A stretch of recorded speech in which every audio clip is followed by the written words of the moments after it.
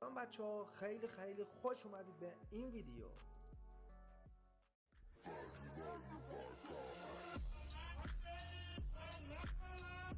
همونطور که توی قسمت قبلی دیدیم یه در باستنی به لیلی روژی میزنه و اونو میندازه بیرون. بعد این کار هم خودش میره بیرون و میزنه یه زامبیو میکشه و حتی موفق میشه یه سنگ انرژی به دست بیاره. یبی هنوز رو جسد اون زن نشسته بود و داشت اونو بررسیش میکرد که یهویی متوجه میشه یه زامبی داره بهش نزدیک میشه. تا اینو میفهمه فوری واکنش نشون میده، همون آچار رو تو سر این بدبختم میزنه. بقیه هم که هنوز توی انباری قایم شده بودن تا که این حرکت رو میبینن پشمشون میریزه، چون که یبی آدم ترسو بود و اصلا اون این کارا رو بلد نبود بکنه. ولی یه چیز تغییر کرده بود. بچه‌ای هم که توی انبار قایم شده بودن با این حرکتایی که یبی میزد پشمشون کلا ریخته بود و فکر میکردن که یبی یه قاتله که این همه مدت تونسته بود بین اونا قایم بشه. ادامه هم میدادن و میگفتن اون با یه درباستنی نماینده رو انداخته بیرون جلو زامبیا که زامبیا اونو بخورن و الان معلوم نیست نماینده زنده است یا مرده. فکر کنم اینا کلا احمقی چیزی هستن و نماینده داشت همشونو به چخ میده. الان نگرانشم. یکی از بچه‌هایی که اونجا بود میگه بهتره که بذاریم یبی برگرده. بغل دستیش هم با صدای بلند میگفت مگه جایت خل شده؟ چطور میتونیم بذاریم اون دیوونه برگرده؟ این داشمون هم ادامه میداد و میگفت که ما اینجا هیچ آب و غذایی نداریم. پس به زودی مجبور میشیم که بریم بیرون دنبال آب و غذا. به یکی هم نیاز داریم که بتونه به راحتی زامبیا رو بکشه. پس خفه شو دیگه، اون بعد برگرده. همین جوری هم داشتن تو سر و کله هم میزدن که یبی برگرده یا نه، که یهویی یبی با آچارش میزنن شیشه اون پنجره رو خرد میکنه. به دوستاش هم میگفت هم کلاسیا چرا شما هنوز اینجایید؟ که چرا نمیاین با هم چند تا زامبی بکشیم؟ به مرگ شما خیلی حال میده. این بدبختا هم مونده بودن که آیا یبی جایش خله که داره بهشون این پیشنهادو میده یا نه، که یهویی یکیشون میگه پشت سرت یبی الان گازت میگیره. یبی هم با یه حرکت میزنه کله اون زامبیا رو میترکونه و از خجالتش در میاد. مثل اینکه تو بدن زامبیا در کنار خون یه ماده سیاه‌رنگ دیگه هم بود و چون یبی هم زده بود چند تاییشون رو ترکونده بود، کلی هم از اون مایه ریخته بود رو سر و کله‌اش. یه نگاه به دوستاش میندازه و میبینه که خیلی ازش ترسیدن. بهشون هم میگه من فکر میکردم که میتونیم با هم سفر کنیم، ولی خب ممکنه من تبدیل به یه زامبی بشم، پس بهتره این کارو نکنیم. برای دوستاش هم آرزوی موفقیت میکنه و دیگه میره. اون بدبخت هم اصلا مونده بودن که چی بگن. در ادامه هم یبی داشت توی شهری که آخر زمان زامبی رخ داده بود قدم میزد.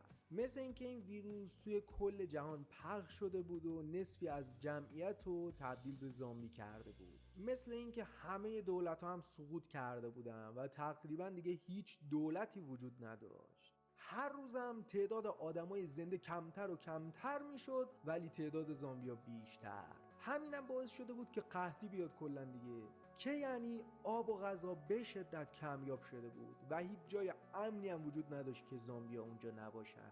قبل از اینکه این اتفاقا بیفته یه پروفسور ژانگ هان هم بوده که داشته روی زامبیا تحقیق میکرده. در واقع یبی توی زندگی قبلیش مجبور میشه که به خاطر گاز گرفتگی دست خودشو قطع کنه تا که تبدیل به یه زامبی نشه. اینجوری هم 50 سال عمرشو با کلی رنج و بدبختی زندگی کرد تا اینکه با مکانیک آشنا میشه.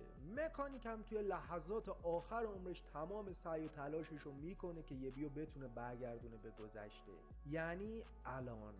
در ادامه هم همینجوری یبی داشت تو خیابونا قدم میزد تا اینکه 2 نفر اونو میبینن. کلی هم تعجب کرده بودن چون که اون بیرون کلی زامبی بود، ولی خب فکر میکردن چون که غذاش تموم شده مجبور شده بیاد بیرون دنبال غذا بگرده. یهویی یکیشون میگه بهتر نیست بذاریم اون بیاد داخل؟ بغل دستش هم میگه احمق گوساله، شاید گازش گرفته باشن، مگه خری تو؟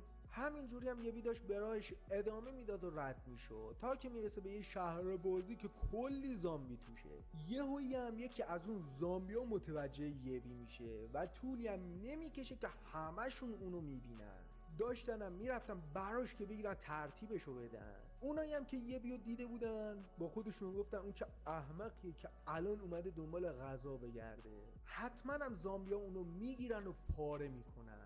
که یهویی یبی با یه حرکت میزن دهن همه زامبیا رو سرویس میکنه. اون 2 نفرم ریده بودن تو خودشون و میگفتن یا حضرت پشمک اون دیگه کیه؟ چطوری یه نفر میتونه انقدر قوی و خشن باشه؟ اما فقط اون 2 نفر نبودن که داشتن یه بیو دید میزدن، یه نفر دیگه هم بود و هی میگفت عوضی دیر و زود داره ولی سوخت و سوز نداره، بگیرمت پارت میکنم قرمسا. حالا این کی بود؟ این همون لیلی روژی خودمون بود، همونی که یبی با در باستنی انداختش جلوی اون همه زامبی.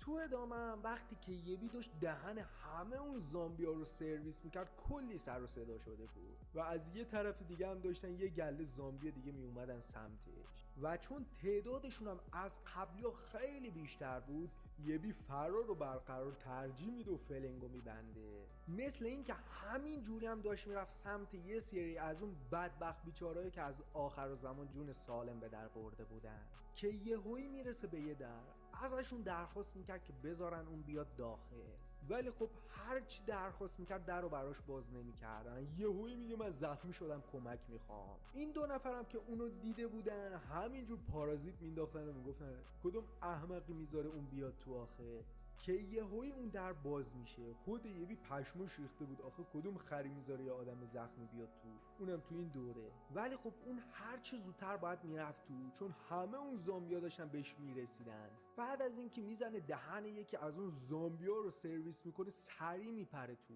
یهویی هم در سری پشت سرش بسته میشه. همه اون زامبیا هم محکم میزدن تو در که بتونن وارد شن. مثل اینکه جایی هم که یبی رفته بود یه فروشگاه بود، اون طرف خیابونم یه کلاب بود و یه سری آدم اونجا جمع شده بودن و داشتن یبی رو نگاه میکردن. یکیشون هم میگفت داش هزار پا، اون دانش آموزه که بهت گفتم و الان زد دهن 5-6 تا زامبی رو سرویس کرد، تهش هم اونا نتونستن بگیرنش و فرار کرد. الان هم رفته تو فروشگاه روبرویی. هزار پا هم میخندید و میگفت مثل اینکه اون زامبیا اونقدری که من فکر میکردم قوی نیستن، حتی یه دانش آموز میتونه به راحتی 6 تایشون رو بزنه. ولی خب رفقا اون هر کسی نبود، اون تجربه 50 سال زندگی رو با خودش داشت. مثل اینکه یبی توی فروشگاه یه نفر رو دیده بود، ازش میخواست که بیاد بیرون و کلید اون فروشگاه رو بهش بده. مثل اینکه اون یه دختر بود و کلی از یبی ترسیده بود و اصلا دلش نمیخواست که بیاد بیرون، که یهویی یبی میگه زخمم داره باز میشه، بیا کمکم کن، کلی خونریزی دارم، نذار که بمیرم. با این حرف هم یهویی دختر میپره بیرون که بره کمکش کنه، که یهویی یبی محکم دستشو میگیره و اون بدبخت هم میرینه تو خودشو داشت گریه میکرد. بهش هم میگفت نترس، قرار نیستی که من تو رو بخورم، ولی اون کنترل رو باید بدی به من. اون دخترم بدبخت با گریه میگفت من کنترلی ندارم، ولم کن تو رو خدا. ولی یهویی یبی کنترل توی دستش میبینه و سریع ازش اون کنترل رو میگیره. اون بدبختم سریع میره همون جایی که قایم شده بود و دوباره قایم میشه. یبی هم با عصبانیت میگفت احمق مگه تو خری؟ من بهت میگم زخمیم تو که نباید بذاری من بیام تو، نه اینکه درو برام باز کنی.